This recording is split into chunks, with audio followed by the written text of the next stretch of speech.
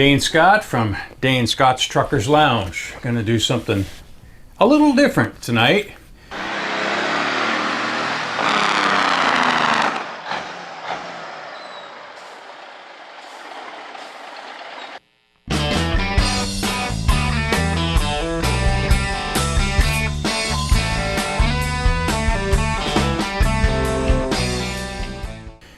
We're going to look at Overdrive magazine. It's just a little old from August. I mean, it's September now, so oh, I'm sorry, August '73. But hey, better late than never, right? So I know you're used to seeing some old trucks and some cool run-bys from some cracker boxes, Peterbilts and Kenworths and all that good stuff, and talking to some truckers and looking at some old closed truck stops. All that kind of stuff's on the channel, and you can see it. Just look either up above or wherever you look to see videos. There's plenty of content on here. I'm going to keep it coming. Love everything old school trucking. In my opinion, old school trucking, 60s and 70s was the greatest time. Of course, that's when I was a kid and just growing up. So I thought maybe tonight I'd just take a few minutes. Won't take long. It's take too much of your time, and we'll see what's in the latest issue of Overdrive. And first of all, I want to thank everybody. We passed 1,000 subscribers on Labor Day, and it just keeps going up. So I thank you guys for coming aboard. You guys must like this old school content as well. So let's take a look here. Let's open up the latest issue of Overdrive and see what we got here. Nice ad for some cowboy boots. You know, when you're old school trucking, you got to have good cowboy boots. Not sandals, okay? Sandals. Cut it with the sandals, all right? Let's get real. Let's get the real truckers footwear. So on the next page here, we got an advertisement here.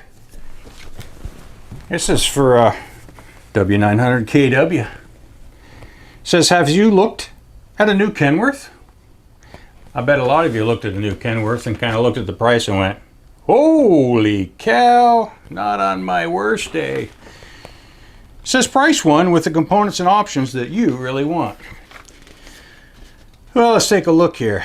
I noticed in here a nice little column, or an article, I should say. It talks about interviewing a few truckers, a few of the old school guys.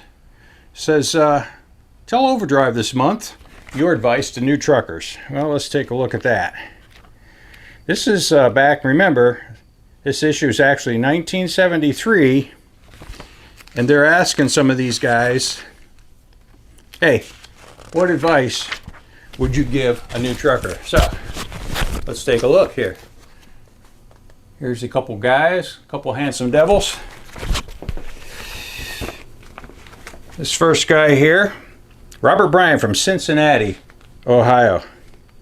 He says, hey, it's all right if you own a truck or more than one truck, but it's a bit rough if you're just driving. I just started on my nerve 30 years ago. Staying out of trouble? Just take it easy. Don't try and break the law because you will get it every time. So what's the guy next to him? Bob Warstell, Tampa, Florida. He's a company driver, it says, for Coggins Truck Line. Drives a Kenworth cab over with a 318 Detroit diesel. Yes, 318. I know you guys like the 318. Just check out the Cracker Box video. You'll see what I mean.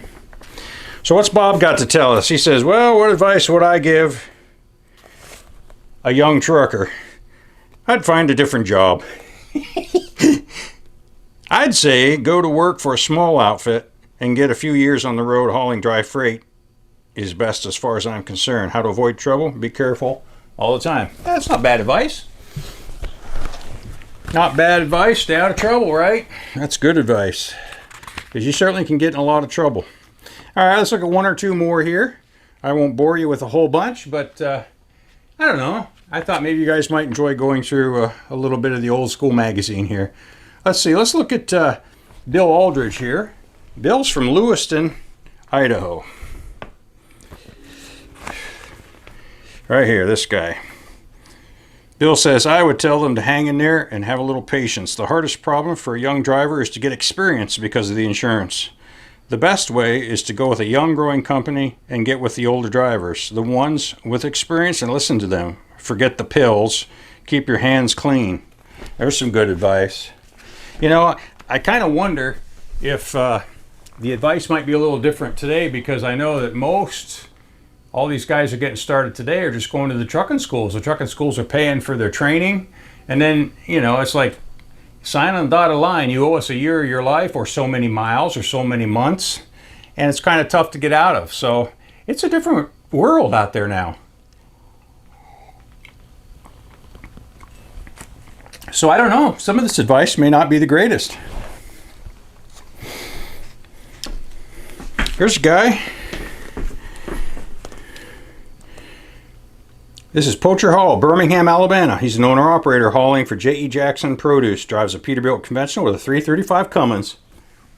A Cummins, yes.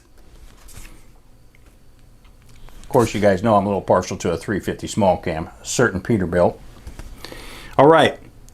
You can hardly get any experience anymore. They won't hire you without it, and you can't get it until somebody will hire you. My dad taught me how to drive, but a young man now is going to have a real problem getting started. I'd say to try and get into hauling machinery. It pays best. How to stay out of trouble? Just do what's right. Okay, there was a guy here that talked about if you're married, he said, hey, take your wife out on the road with you, or your girlfriend, your significant other. Take them out on the road with you. Let them see what it's like, so that they know, what you're doing. They know what it's like to be out on the road. You don't know until you know, till you've done it, right? Okay, let's move on here real quick. I'm not going to take a whole lot of time on this video, but I wanted to share some of this good old school stuff. On the back is a advertisement talking about class. Peterbilt always had these great ads, and that was a little murky. But look at this. Diamond Rio. Any of you guys remember the Diamond Rios? I mean, come on. We're talking the heyday of trucking here. Diamond Rio was happening. White motors, the big four. Autocar, White, Western Star, Freightliner. Yep, them were the days. Here's a truck stop that's still in business. Here's one of their ads. Kind of weird, but hey, did the trick. They're still in business. Must have been a good ad. I like the color choice because I like blue. Good color choice. Now let's see what trucks they featured. Look at this. You guys remember this? Remember the Bighorn Dodges? Not a lot of them, but man, there's some killer trucks. I'm going to be doing a Dodge video here pretty soon. I just got to find another truck to feature. And okay, here is the Wrecker of the Month.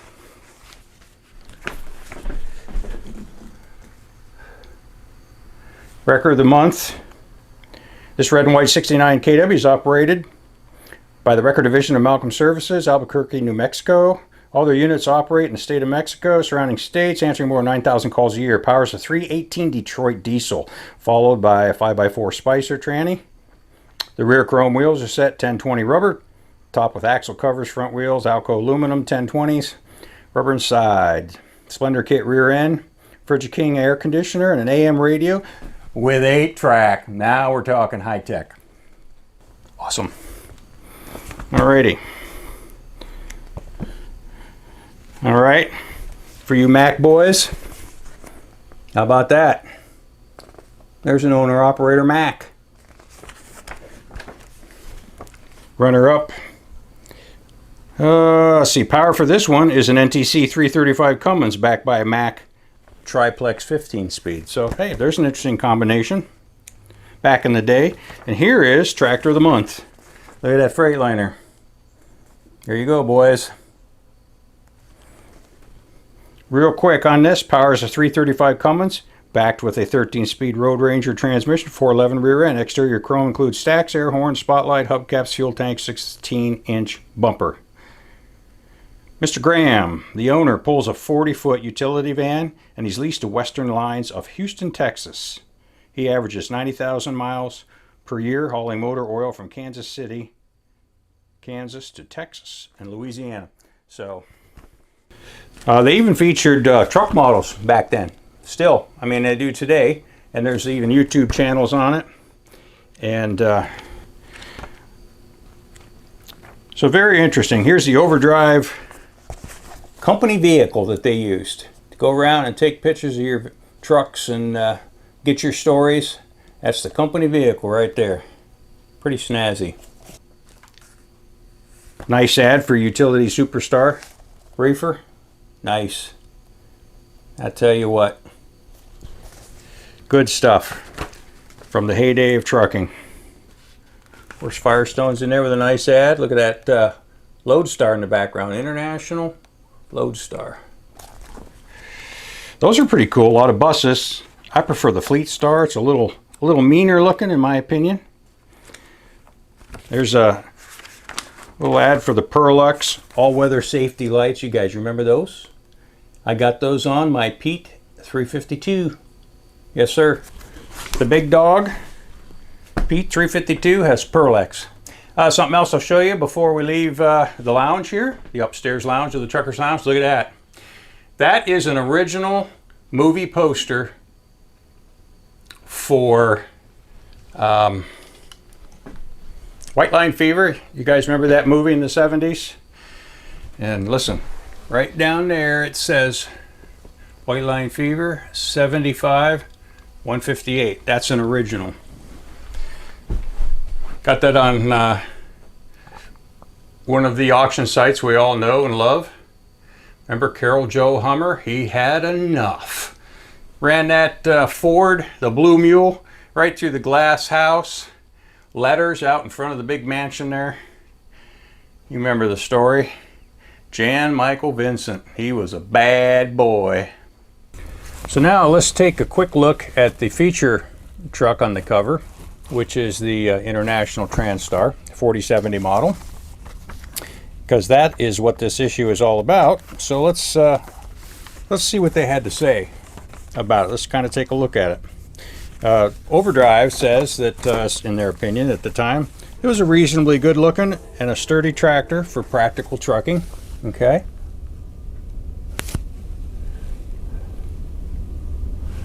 And they had kind of a weird side fill option for filling the water at the top if you wanted. They had both available. Okay.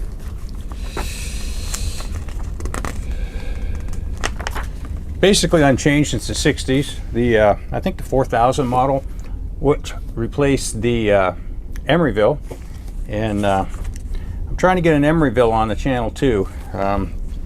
In the very near future, which reminds me, if any of you guys are near Columbiana, Ohio, within a few hours, Dying Breed Diesels, Braden Tucker from Tucker Equipment, he sells a lot of older trucks, and they do light restoration on them, killer trucks. You got to check his website out, dyingbreeddiesels.com. But also the Facebook page, which is huge, 150,000 plus members. Great information on there. Guys will help you when you got a problem. You just go there, hey, I need to find this, I need to fix this, and people will weigh in. You got to be picky and choosy, you know, what advice you take, but for the most part, they're good guys on there. Dying Breed Diesels Facebook page. But anyways, every year he puts on what he calls the Dying Breed Diesels Family Reunion, and Columbiana, Ohio has graciously become the home for that. And they let everybody come downtown and park. No trailers, but just the tractors, all downtown. There's a little square there, great little theater, which I'm going to have a special coming up on why that theater is so special. Very cool, related to the trucking industry and the movie, truck movie industry. But anyways, save that for another video. So we're talking about the Transtar that's featured in the August 73 Overdrive. So let's move on real quick. 60-gallon tank was standard. You could get an 80, 150, in the steel or the aluminum. Okay. Battery box, pretty standard stuff, secured on the side by the rubber pull handles. Okay. There's your toolbox behind the cab or under the sleeper in the case of the ones that were sleepers. Pretty standard stuff. Not as easy to get into without a sleeper, but hey, welcome to life as a cab over. Foot room was pretty good. Always liked that big double brake pedal that they featured in the Internationals. Even the passenger sides got pretty good foot room, they said. And they kind of spiffed it up inside a little bit better than the old 4000. And there is a specs page here, and I'll just try and quickly see if the camera will focus on it. I'll let you see it. And if there's something you want to see or like or know, just let me know.